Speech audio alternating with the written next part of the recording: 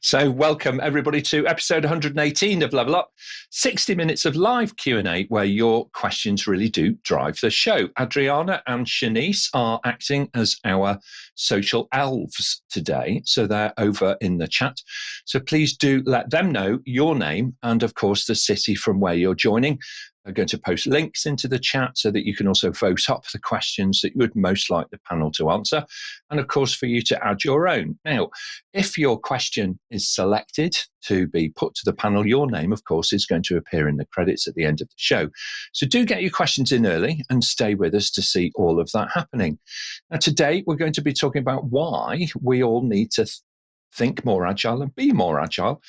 Whether it's about delivering faster or improving our customer service, creating better products perhaps, or even in just how we go about solving problems, we're all facing similar challenges. So to make sense of all of this and help us navigate the philosophical world of agile thinking, we've got a really great panel of multidisciplinary experts assembled for you. So let's jump over and meet them all.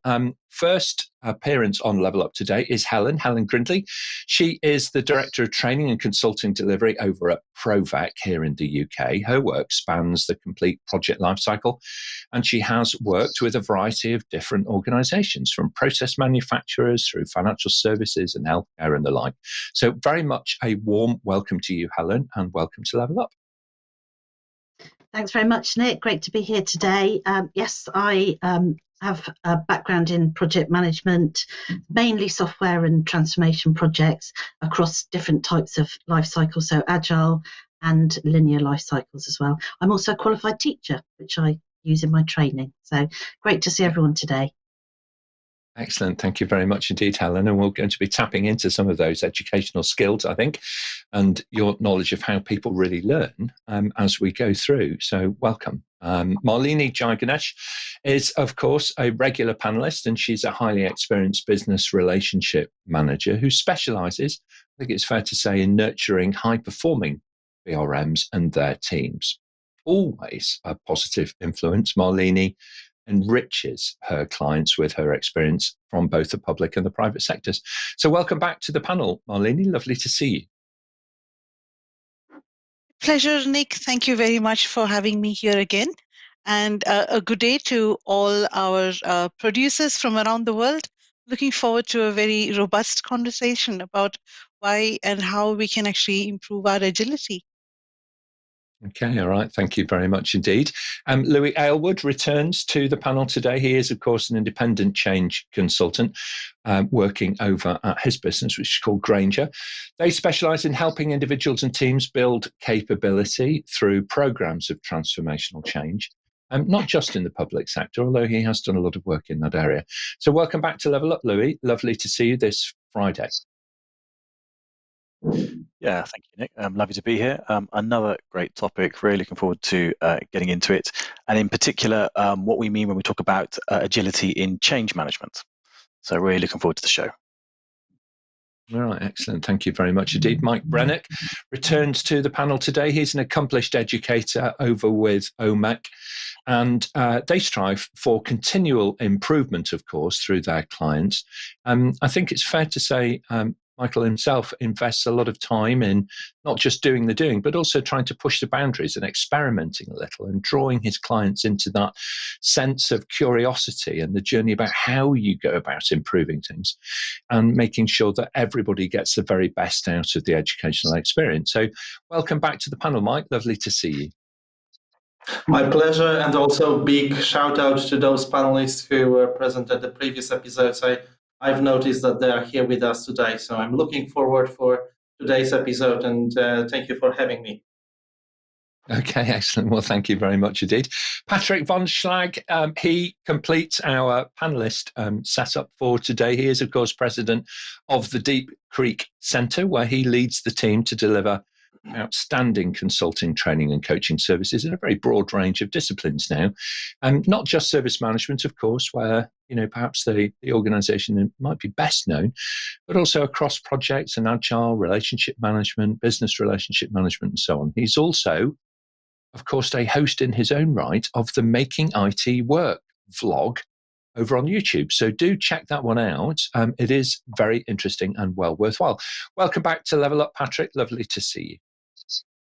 Nick, it's wonderful to be back with you. Thank you very much for the invitation. I'm very much looking forward to our discussion. Okay, excellent. Thank you very much indeed. Helping us out today and keeping us on the straight and narrow is, of course, our question master. Now, today we're joined by Jenny, who is coming to us from the city of the Three Rivers, which is Pittsburgh in Pennsylvania. Welcome back to Level Up, Jenny. Did you have a good weekend? A good week, actually, as it's Friday. I'm thinking about the weekend already. Have you had a good week today? Yes, looking forward to a good weekend as well. So it's been a very nice week here in Pittsburgh. Thank you. All right. Okay. Very good. Well, we're not too far away from Christmas. Perhaps already we're starting to focus on that a little bit. Who knows, really? But anyway, look, on that note, we've got a lot of folks online that I can see already. So thank you very much indeed for joining us, everybody. And let's get straight into it, Jenny, if we can. And we'll start with our first question for the panel. Sure. Our first question is from Emily in Manchester. Where do I start on becoming agile? Well, where do we start? Patrick, why don't you get us going and then we'll hear from Mike next. I would suggest you probably need to start inside your own head. And you want to be thinking of acknowledging really that you don't know the things that you will want to know or need to know to be able to solve certain problems that you're trying to solve. And so agility to a certain extent is just acknowledging that it's okay to not be omniscient about everything. We're going to begin with the best we know, set ourselves up to learn it. Okay, thank you very much indeed, Patrick. My connection is breaking up a little bit, but that might be at my end of things. So while I'm troubleshooting that, Mike, let's come to you next for your thoughts, and then we'll hear from Helen. Well, I fully second what was previously said, and I would say that being curious about what works for you is a good start, because the whole agile movement started because people noticed that some traditional methods are less useful. They do not work as good, as quickly as we would expect them to work. So this is one thing. The other thing is I would strongly suggest trying to observe not only the processes in your organization, but also the culture. And being an observant manager is the good start. And of course, if we are thinking about a successful career in Agile, I would say that there are two main routes. One is through practice, and then I would advise finding a good mentor and working together. Or the other way, also very popular, get yourself a good training and a nice certification to start with the basic concepts, and then you will be good to go. Hey, excellent. That's really good advice there to really get us going. Helen, your thoughts, please, and then we'll hear from Malini. Yeah, thanks, Nick. So just following on from what Mike said, I think a good way to get started is to just get stuck straight in, really. Find out if there are any Agile projects in your organisation, projects being run using an Agile methodology. Go and attend a daily stand-up or go and observe a daily stand-up. Perhaps get involved in the team, speak to the people that are running it, find out how you can support them. So I think on-the-ground experience is really important with an Agile project. All right, thank you very much indeed. And Malini, your thoughts, please. I think, everything that I concur with everything that has been said so far. Emily, what I'd also like to caution you about is that, just be careful. I notice a lot of people jump into Agile practices and methods very quickly without actually understanding that primarily agility is about a certain mindset. And I think what Patrick said at the start, about the change actually occurring inside yourself, that's really important. So attending a really good training and hanging around with people who are good Agile or experienced Agile practitioners, I think would be a really good way to start. Okay, excellent. Thank you very much indeed. And it's knowing kind of where we are. Any journey, it's the kind of thing that, if you're asking for directions as a motorist and you arrive, next to a local person, you say, how do you get to, the bank, or how do you get to the high street, or how do you get to this particular location? And they turn around and say, well, I wouldn't start from here. Well, we all have to start from here. We are where we are with our professional development. And if you're in an organization which is beginning to embrace Agile, or one which is deeply committed to it, that's where you're starting from. So it's always going to be a little bit different for each of us as individuals, and also for our team. So really great question. Thank you so much to Emily for starting the show off so very, very well indeed. I can see a lot of people online. So Jenny, I think what we should do is let's move on. Let's take our next question, if we may. Sure, Nick. We do have a lot of people online, and we actually have our first live question here. So it's from Deepak. How does Agile help in having a common shared understanding rather than having the team working in siloed? Absolutely. It's one of the organizational constraints, isn't it? When you get multidisciplinary teams, how do you actually help them break out of those verticalized kind of silos, if you like, and begin to really work together properly? Patrick, Agile has a lot of strengths in this, doesn't it? What are the key things for us to consider as to how it's going to help?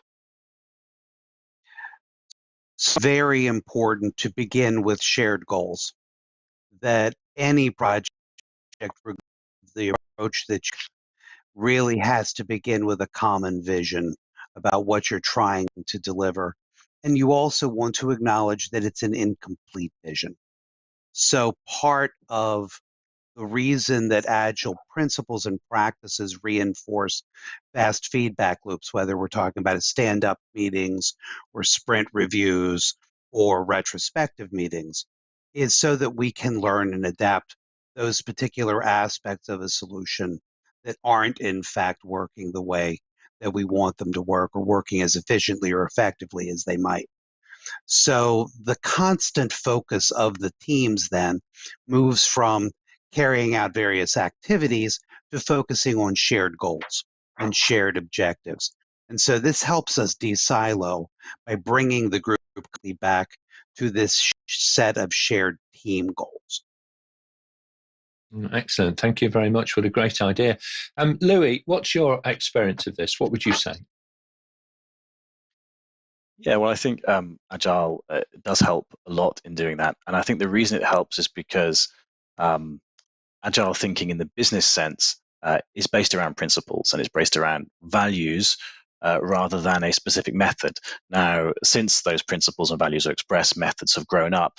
If you just go back to those principles and methods, they're far more universal, far more unifying. They unify a business analyst, a project manager, a change manager, an IT technician, far more than their individual methods do. So I think agility naturally tends to break down silos. And there's a good exercise that you can do with this that can demonstrate that, which is simply to take a piece of paper and look at the 4 Agile values. I would say those rather than the principle, because they're shorter. Shorter is normally better. So individuals and interactions over processes and tools, software, working software over comprehensive documentation, customer collaboration over contract negotiation, responding to change over following a plan. Write those down and then get all the different teams to express what that means for them, because it will mean something to every single one of them in a way that's saying change impact assessment won't. That'll mean something to your change manager. It might not mean so much to those other disciplines. And when you do that, and I have done this, it's a really good demonstration of how those values unite and unify. And you can also get some great collaborative thinking as well from that. I think you're both absolutely right there. You've got this fantastic construction of short iterations, and when you're able to go round, that kind of cycle, right, multiple times, then you have many more contact opportunities, many more chances, all right, of involving and engaging and building that buy-in to everything that's going on. So I do think that structurally it has a lot to offer. But you do need to be of the mindset that says we're going to engage. There's still that element that says, okay, if we beaver away kind of in the dark, But I do think that Agile has that greater, if you like, the framework kind of built into it, if you like, that should be helping with that rather than hindering it. Really good question. Thank you very much indeed. Let's go over to social then, if we can, and see who we've got online today, because it's quite an eclectic mix of people. So Simon, thank you very much, my friend, for joining us all the way from the Southern Hemisphere. It must be a beautiful early summer's day in South Africa, I would have thought today. And Rachel, thank you very much indeed. Rachel, you're probably as cold as I am. I'm dressed warmly today for a good reason here in the chilly climate that is in the UK.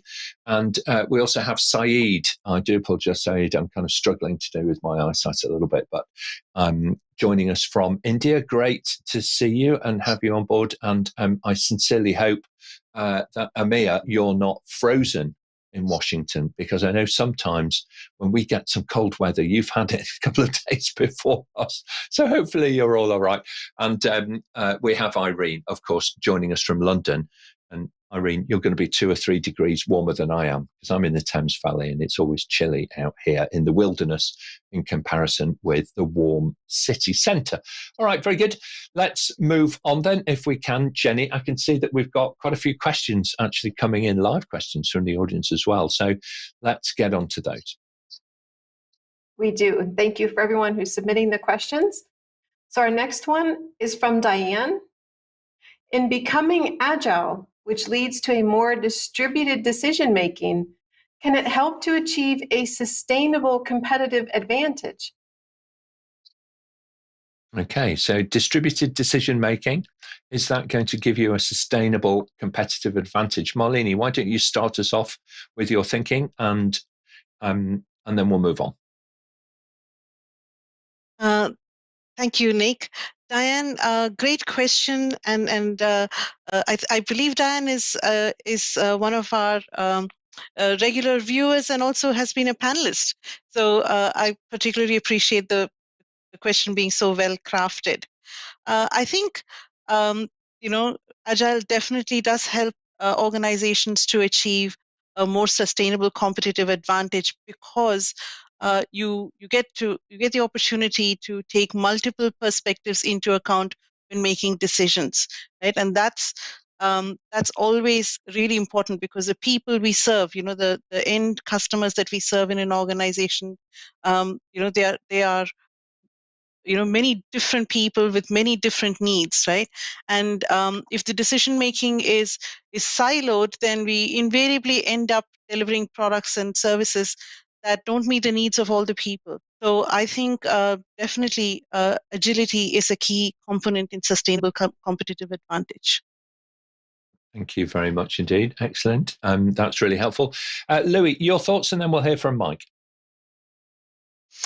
Yeah, so it's a great question, and I think the answer is a resounding yes. It definitely can lead to a sustainable competitive advantage, and I see this in terms of the OODA loop, which of course is an idea that comes from the military, but essentially, that there is a decision-making loop, and the faster you can get around that decision-making loop, the faster you can observe, orientate yourself, make a decision, and then act, you can build up a competitive advantage. And I saw this, I was at a presentation recently where they talked about this in purely military terms, about getting inside the enemy's OODA loop, and it was all very macho and all very military, and very interesting, but the idea was that they had great success in the military doing this by doing exactly what Diane has said. They'd push decision-making down, and they have a philosophy of mission control. So I work often in the law enforcement sector, and this is something which they're very keen to do, to push decision-making towards their frontline officers and towards their operational teams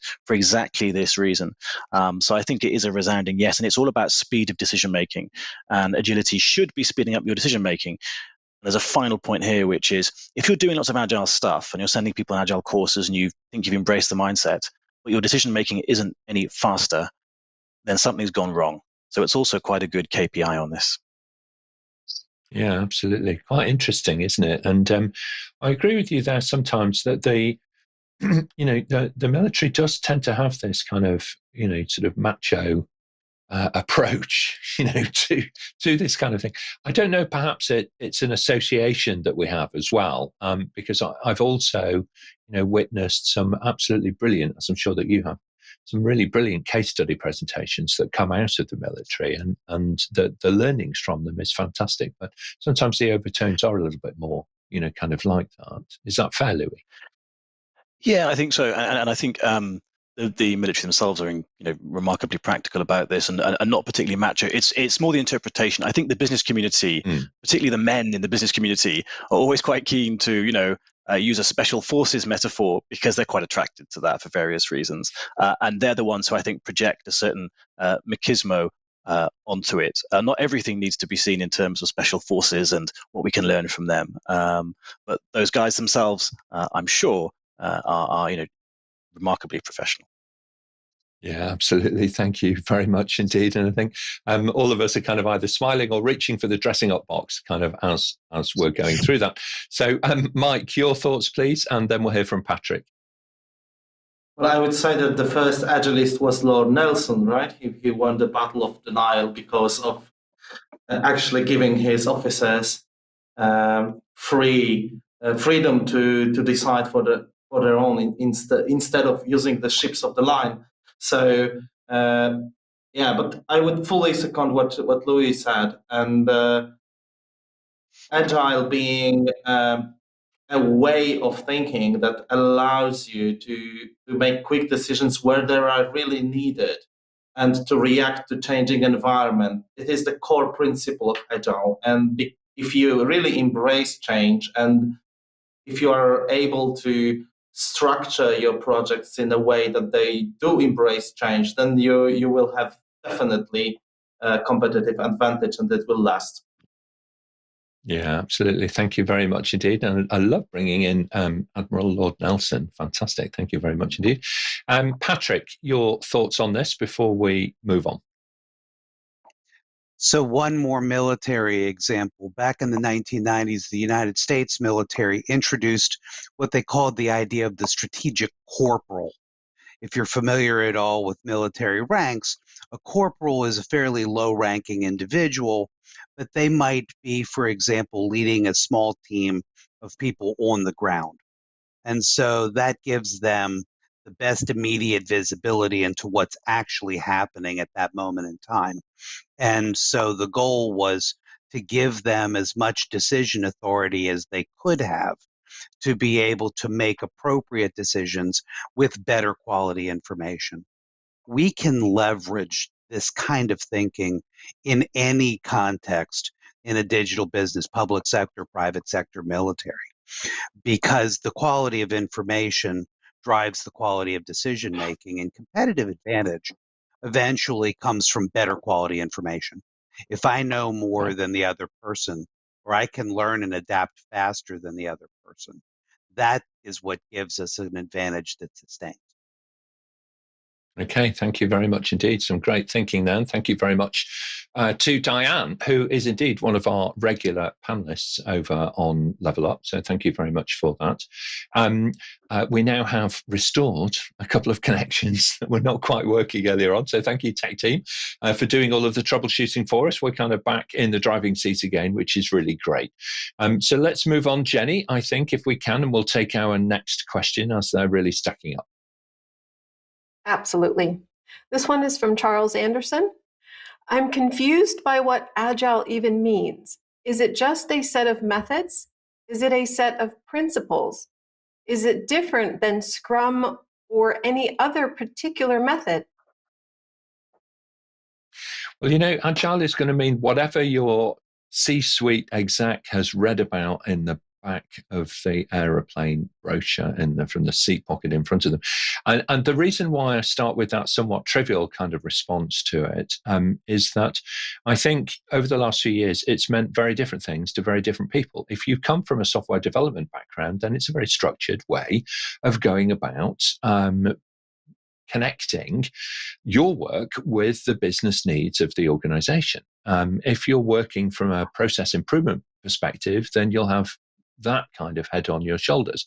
But if you're looking at it from a management or a leadership perspective, then it tends to be a lot broader and it's open to a great deal of interpretation.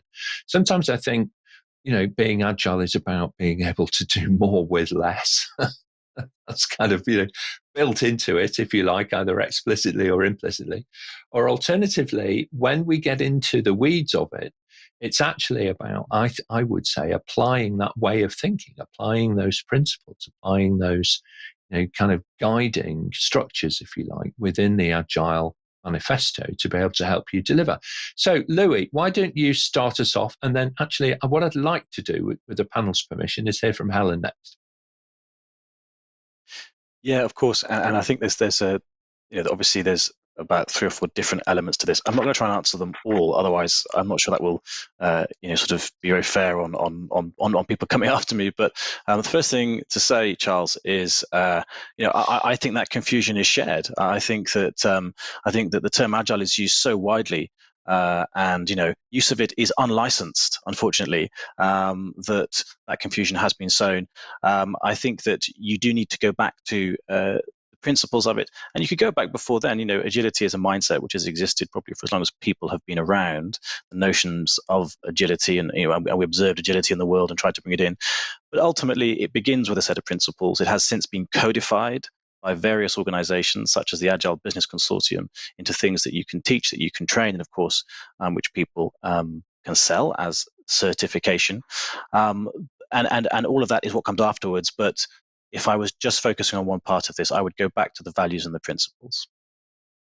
Okay, thank you very much indeed, Louis. Great guiding advice there. Helen, your thoughts, please, and then we'll hear from Patrick.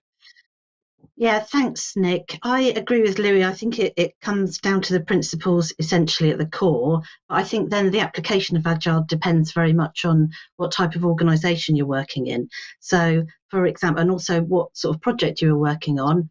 If it was a small piece of software development, then you might go with a Scrum methodology. If it was a bigger project sat within an organisation that had a lot of governance constraints, then you would go with Agile PM. So it very much depends on what the project is and how your organisation operates. Yeah, indeed. I would certainly echo that. And often organisations as well are trying to meet external needs, so perhaps you're working in a highly regulated environment, and that will bring, a certain framework into the way in which you go about doing things. And then you'll be able to navigate your way through the various different kinds of agile methodologies to be able to select the most appropriate one for your situation. And we might come back to how you do that selection in a little while. Patrick, your thoughts on this one, please. I like to think about agility as just a problem-solving approach and acknowledging right out of the gate that not only do we not have perfect information, but that some of the information that we have is probably not quite accurate either. Mark Twain, the American author, described it as, it ain't what you don't know, it's what you think you do know that just ain't so. So one of the things that you want to be able to help establish for your business stakeholders is, how do we deal with the volatility in our environments? How do we deal with all the uncertainty that we have, complexity, ambiguity in the different types of abilities to see forward, so that we can make informed choices, do the best that we can, but be able to adapt to better information as we work our way through time. Okay, thank you very much indeed. Thank you, Patrick. Thank you, panel. And, great question from Charles Anderson there about, helping us to kind of distill clarity out of confusion. So thank you very much indeed. Jenny, let's move on. If we can, we'll take our next question, please. Yes, we have another great question from Deepak. How does Agile work with change management during digital transformation? Oh, this is a great one, really, isn't it? Thank you so much, Deepak, because it's often a situation that we are in. If you're a change leader, then you're thinking in a particular way, but you're often working in a highly changeable, agile environment. And how you bring those two worlds together is really, really important. So, panel, in your experience, what are some of the guiding principles that you would follow if you're trying to work and manage change in an agile environment? What are the kind of things that you really might need to consider? Patrick, let me come to you first, please, with your thoughts. So I love the question because it centers the people involved, right? If we think about organizational change as being about winning hearts and minds and helping to build readiness and to help build buy-in and commitment to making change, to helping people adapt, right? We can think about agility as empowering these people, but we can't embrace these approaches and these mindsets, these values and principles, unless we engage people and take them on this journey with us, right? The digital transformation is really about enabling people and practices and tools to better serve customers. And so I think that Deepak's question is very insightful. It really looks at the fundamental question of how do we engage our people to help empower them in this journey. Yeah, absolutely right. Thank you very much indeed. Helen, what are your thoughts on this? Digital transformation's complex. It moves at pace, often around, an agile core. Yeah, so I've worked on lots of digital transformation projects, and I think the difference with an agile project is that we're actually getting people from the business involved in the project team. So projects that I've worked on, we've actually had the business people sitting with the development teams day in, day out, being there, ready to answer questions. Of course, it also means that they are then ready for when we deploy something into a live environment. So it's not going to come as a complete surprise, the end product that's coming out of the project. So they're ready for it. We're working with them all the way through the project rather than springing something on them at the end. So there's a lot more engagement in an agile project, and they're ready for the change. We're all working together on the change, not just springing it on them. I think that you're right, and I think your moments to rest. Sometimes, when you're working on change leadership, you need space, right, in which to be able to think through how you're going to do this next bit, and how you're actually going to bring, the stakeholders and the community and customer and so on with you on that change journey. Now, in an agile environment, the pace can be really fast, and it can be quite relentless in digital transformation, and it's not always possible to sell digital transformation to everybody. So don't do that. It's one of the pitfalls, I think, of being a change manager. You end up trying to sell the change to people. That's really not a good idea. Explain it, okay? Help people understand it, help people embrace it, but it's not always a sales role, okay? Sometimes it is actually just telling it how it is type role, okay? Because in time, then the Agile project will deliver a more complete solution over time, and then you will start to realize the benefits of that full transformation. So really interesting insight and fantastic question. So thank you very much indeed for asking it. You can see here from all over the world, we've got Canada well represented with Geraldine tuning in from Toronto, one of my favorite cities. So thank you, Geraldine, for joining us today. And Nicholas joining from South Korea in the beautiful city of Seoul, where I clumsily one time joined in some Tai Chi in the morning, much to the amusement of the other people who were in the park anywhere near me. So apologies to your nation for that. Simon, I agree with you, my friend. It's very warm. It's very warm in the Southern Hemisphere, and it's very cold in the Northern Hemisphere right now. But let's move on. Let's move away from the weather, and we'll focus on all things agility. So Jenny, please, if we can, let's take our next question. Sure. Our next question is from Laurie. I want to invest in some project management training. Why should I choose an Agile course over a waterfall course? And which Agile course would you recommend? All right. Well, Louis, why don't you start us off, and then we'll hear from Helen.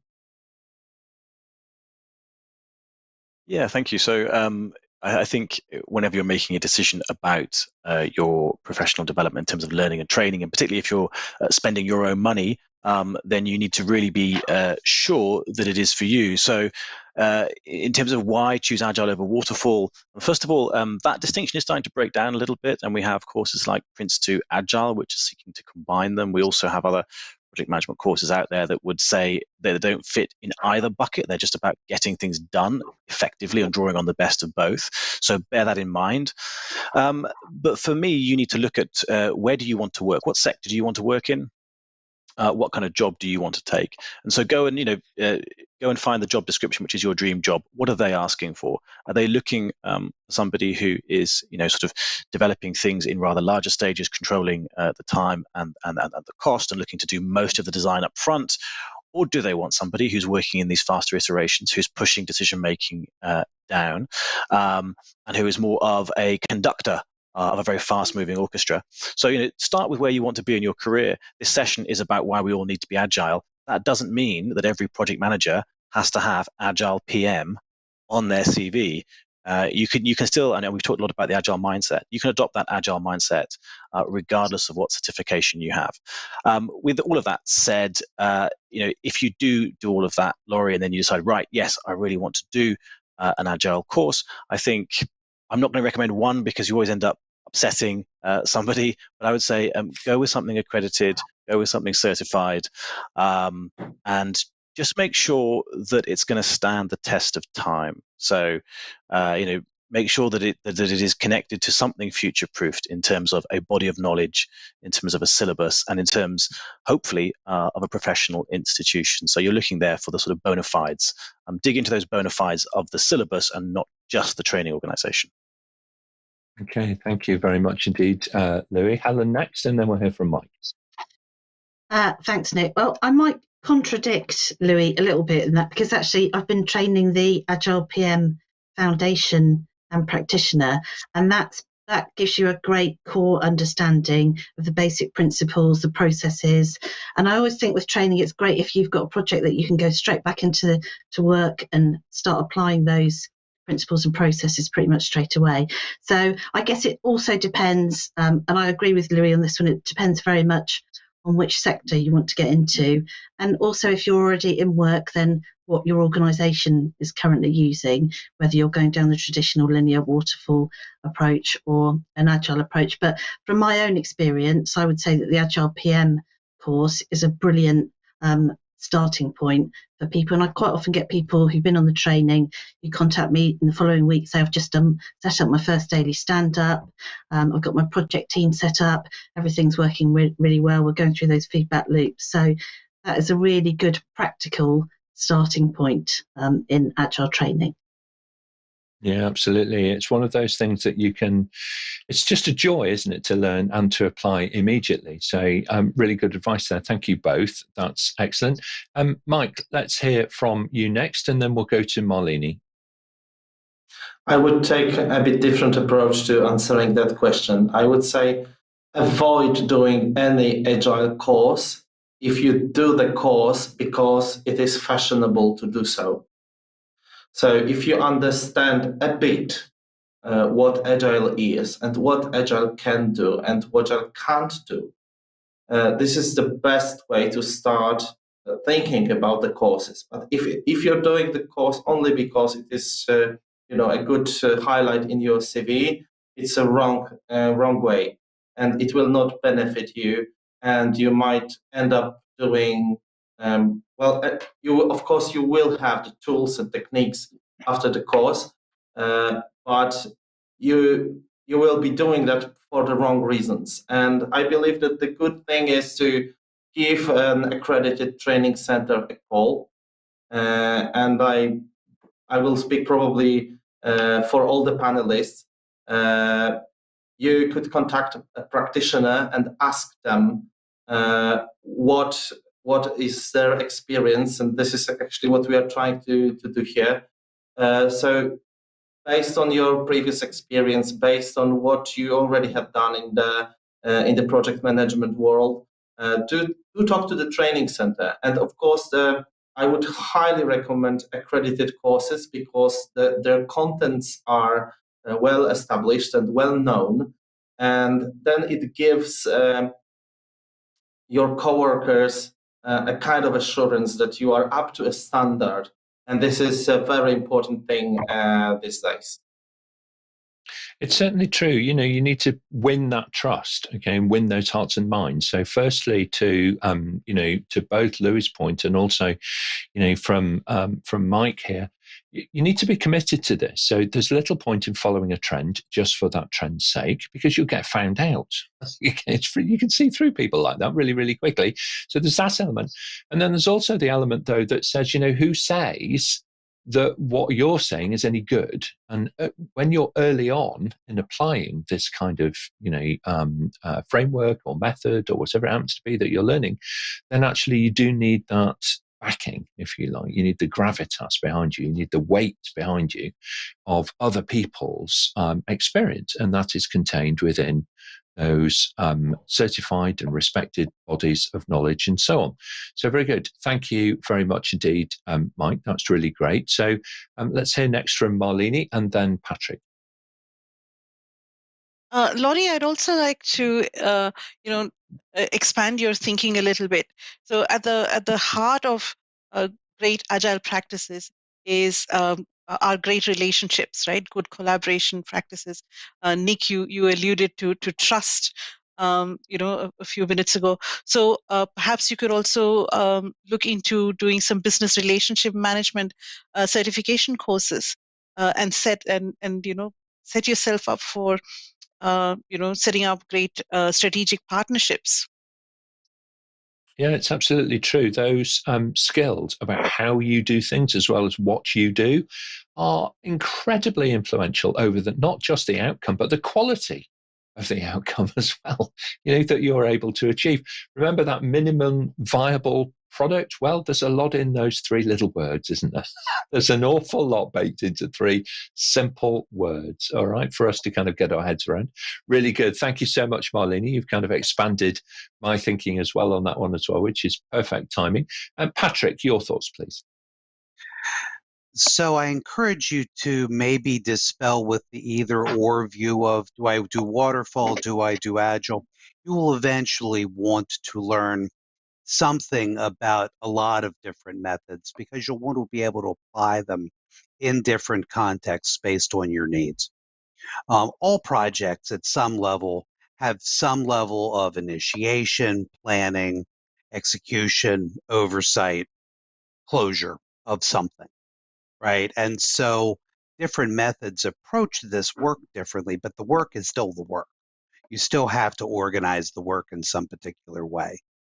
And so taking a learning program that is focused, as has been said by several of the other panelists, on a body of knowledge or a set of bodies of knowledge that grounds it in something sustainable and something that will stand the test of time and is future-proofed to a certain extent, I think is very important. And it's pretty hard to make the wrong choice.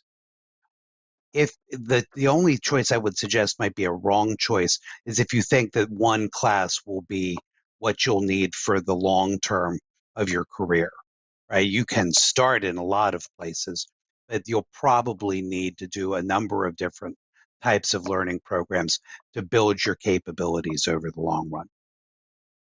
Okay, all right. Thank you very much indeed, Patrick. One other thought for you is that social media will encourage you to polarize your opinion pretty quickly, probably before you know enough to be able to take a proper rounded view, because that's the nature of it. All right. People post slightly contentious things. People say, oh, yes, it is. And then others in the pantomime tradition will join in with, oh, no, it definitely is not.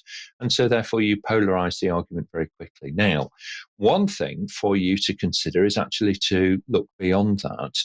It's a free resource. I would go online to praxisframework.org. Okay, and that particular project management framework has a continuum of agility. So it starts with projects which are more, if you think of them as a classically define things and nail them down before you get going. Often the example being used is, how do you build a bridge? So that's often the kind of metaphor which is used for that. And then at the other end of the spectrum, you have those very rapid moving, highly agile projects and programs of delivery. So do look at practiceframework.org. It's a really fascinating framework, and it, I think, will give you as well a much more nuanced view, actually, about what becoming more agile means as to the panel's thinking, which is all about you, your situation, and the work in which you are trying to engage in. So really great question. Thank you so much, Laurie, for the question. And hopefully we've got a range of answers there for everybody to be able to jump into and see if they're going to make sense for you. Excellent. Let's move on. We've got about, we've probably got time for 2 more questions, I think, Jenny. If we're quick, perhaps a few more. Next question, please. Sure. The next question is from Simon. Is there a point where a project becomes too complex or large to use Agile? And is this the point where we should rather use a wagile or a hybrid approach? Okay, Louis, start us off. So I think my simple answer to this would be, in theory, no. In reality, yes. And lots of times, and I've certainly worked on large projects and large programs where things have fallen apart a little bit because an attempt to follow an agile approach hasn't been done well enough. It's not impossible, but it does get harder, I think, as what you're trying to do increases in size, not necessarily complexity. There's one thing which the questioner, which Simon hasn't mentioned here, which is build cost. So I think you really think about what is the build cost of what we're trying to do, and not just financial cost, but also the cost in organizational goodwill, the cost in morale, the cost in time. Where the build cost is low, Agile is easier to do, generally speaking. Where the build cost is high, Agile is hard to do. Not impossible to do, but harder. And I think where the build cost is higher, you're going on that sliding scale more towards a hybrid approach, which brings us back to the point you were just making, Nick, around this all being on a spectrum. I think there's always elements of agility you can bring in, but it would be on that spectrum for me. Okay, thank you very much indeed. Patrick, we'll come to you, and then Mike. So, no, Lewis shared some very good thoughts there. One of them is, that many people, when they consider using Agile, are thinking about practices, right? And so you may need to modify your practices or scope or scale your practices differently if you want to use Agile in a large enough project scenario. There's a bigger question, though, which is, how do we connect, various individual projects or products into larger scale programs or portfolios of investments? There are obviously a number of different scaled models available that people can and do use for very large programs, for very large portfolios of investments. But in an individual organizational situation, this may or may not require some type of hybridization.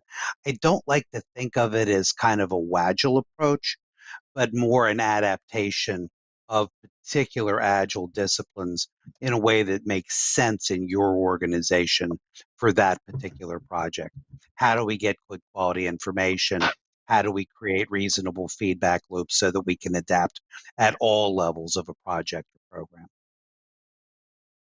Okay, it's really, really good point and very well made. Thank you very much, because there's this, and this is where I think genuinely, and Patrick, I don't know how you feel about this, but I'm just going to stay with this for a moment or two, because if you get the kind of the purist thinking, if you allow your purist thinking to drive your decision making too far, you become blinkered almost. You don't see the risk rising, the reputational risk or the financial risk or the operational risk rising in trying to scale your preferred kind of method or approach. So is it something that, as when we invest so heavily in a method, that we just need to lift our head up from the kind of the purist view to get that little bit more of a broader view on things? Patrick, would you agree with that?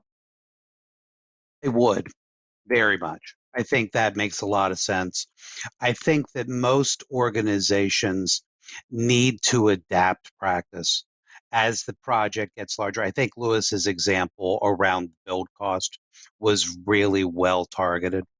The bigger the build cost, the more inflexible certain aspects of the project might be. Okay, excellent. Thank you very much. Mike, final thoughts on this? I would say that being agile is about being observant of the points in which you can successfully intervene and deliver best quality. So if you find these points within your organization, whether you're managing work, whether you're managing project, whether you're managing program, then think of what kind of leverage you will get from exploiting those points and turning those into more agile, because agile might bring you good results, but doing agile for the sake of agile is sometimes not the way to do it, right? And I would add that, of course, we eat an elephant piece by piece. So large projects are feasible with agile, but I would fully second what Lewis said on scaling and the costs. Yeah, absolutely. Thank you very much indeed. Thank you, Mike. That's great. So, also we got some further comments in the chat. Really, Rahul makes a really good point. He's talking about you've got to be careful because when you're running with multiple departments, multiple groups, often even perhaps different locations, managing all of that, coordinating all of that, it has an overhead to us as well. So you do need to consider these things. That there is always effort required to scale. It's never pain-free. Something's got to give somewhere, if you like. So very good. Thank you very much indeed, Jenny. I think we've got, if we're super fast, we can fit one more question in. This one is a continuation of a question from Simon from the last question. So, is V model used for larger software development projects where the output needs much more detailed planning at start and controlled structure throughout its life cycle? Right, now, Patrick, I'm going to come to you on this, actually. Can you answer this? Can you give something meaningful, please, for Simon in about a minute? So for those of you who are not familiar, the V model describes traceability, how requirements trace to design, development capabilities, and then ultimately how you use things like testing and validation to validate at each level of the V, to validate at the code level, integration, regression, user acceptance testing. It's been around for about 50 years, so people often think about this in a waterfall context, but it doesn't have to be. Because again, because we're using it to manage and track traceability, I could use it one story at a time to be able to track and manage the work that we do on an individual user story, to take a set of needs and be able to convert them into some type of solution that we can test and validate at a small scale. So I'd suggest that the V model itself is still as valid as it's ever been. You can just scale it up or down depending upon the size and scope of what you're approaching and how you're managing the traceability through it. Okay, excellent advice there. And wherever you are in applying that more kind of traditional thinking about your systems development lifecycle, in practice, it's really good to think laterally and think about how you might get the benefit of the merits, if you like, from working in that way. Now, I appreciate Simon as well that that we lost a little bit of the context of your question, my friend, in being able to do that. We do have a bit of a limit to the way in which we can cope with the questions on Level Up. It's quite tricky to get a big, complicated question and kind of manage that through. So with your patience, thank you. We'll try and improve on that next time around. All right, excellent, very good. So look, thank you very much indeed, panel. Our hour has gone past super quickly. So let's move on, if we can, to our closing remarks. So Mike, could you start us off with your final thoughts on today, please? And then we'll go to Malini. What a brilliant panel. If I would say one sentence to close, I would say embrace change and embrace learning, because all those Agile certifications are just licenses to learn and experiment. And if you do so with open mind and with open heart, because it is all about the culture and the relationships we have with our teams, you will be successful. So good luck. Yeah, absolutely right. And to use a cross-country skiing metaphor, you have to put a lot of energy and you burn a lot of calories on the uphills. But goodness me, when you master that climb, isn't it fun when you slide down elegantly? All right, this is no longer about me. Elegantly down the other side. Excellent. Thank you very much indeed. Malini, your final thoughts on today, and then we'll hear from Patrick. As always, a wonderful a dialogue, I think, and we've had some great questions from around the world. We've focused a lot on agile projects, right, and approaches to projects using agile thinking. But I think there's a very personal element to agility as well, right? Whether you, irrespective of what sort of project methodologies you apply, whether you work on projects or not, whether you're delivering BAU services, you can actually level up your personal agility. And so I would encourage everyone to consider doing that. That's so important, isn't it? So much of Level Up actually applies with equal merit outside of the workplace than it does actually in our time at work. So do think about that, because having that agile mindset actually is going to stand us in really great stead, particularly when we're about to start our summer holidays or meet with family and friends over different festivals. So thank you very much indeed. And Patrick, your thoughts, please, and then we'll hear from Helen. One of my consultant friends uses the phrase confident humility to describe her approach to engaging customers. And so I think it's so valuable to approach the world this way, that we want to engage, we want to try to understand as best we can the nature of the problems our customers have and how we might approach and solve them, but to bring that sense of humility to it, that we're not omniscient and we don't have all the answers, and nobody else does either. And so part of an agile journey is just owning up to this lack of perfect information so that we can learn and adapt together to produce a better result. Absolutely. Thank you very much indeed. Helen, your first Level Up today, your thoughts, and then we'll hear from Louis. Yeah, thanks very much, Nick, and great to meet everyone on the panel today. I really enjoyed it. I think my advice would be, don't be afraid of Agile, get yourself some training, get stuck in, get trying some Agile techniques.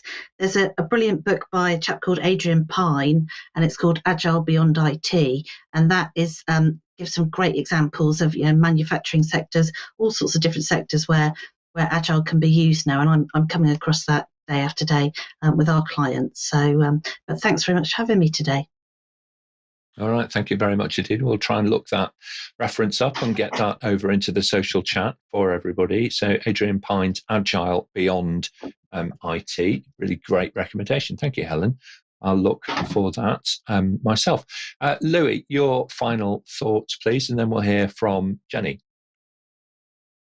I really enjoyed this show. For me, it's great to sit back and listen to fellow panelists tackle a question and see what they bring.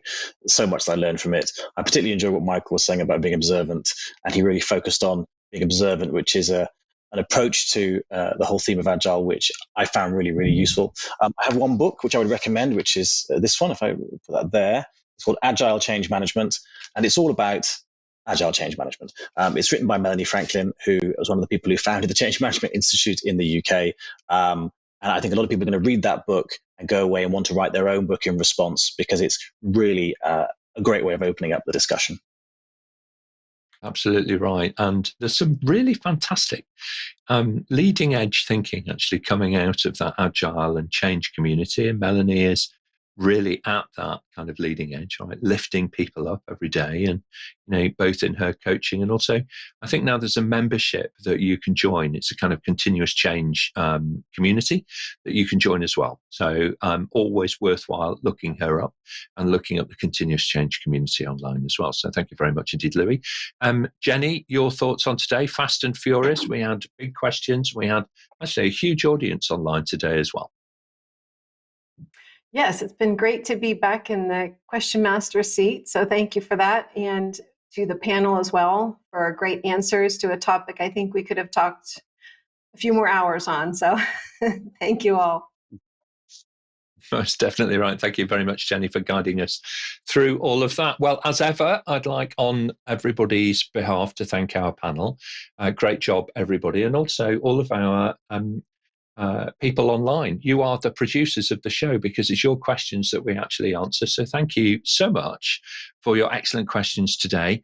Do watch out for your name in the credits if one of your questions was selected. All right, very good. Now, over on the website, you can, of course, search for answers to previously asked questions. There's more than 1,500 of them.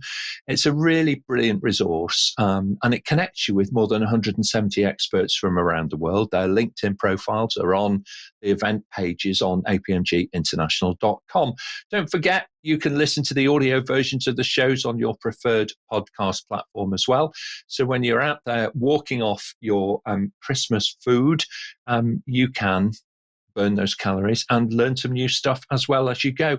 Please do take a moment, though, to like, comment, and share the content, because it really does help us to find new people and for them to discover our content here at APMG International. Looking forward, next week it's all about the Christmas specials, which begin on Monday and then conclude on Friday. So do join us for those. You'll get to know some of the panelists a little bit more, and it could be one of the best LinkedIn connections that you make all year. Firstly, they're not going to sell you anything, and secondly, they could just open that door to a New Year's resolution that this year leads to an amazing leveling up for you and your career. So subscribe to the show and we'll send you a personal summary of what's coming up and how you too can join us here on the panel and, of course, level up your career with APMG. Thanks very much, everybody. We'll see you next time. Thank you.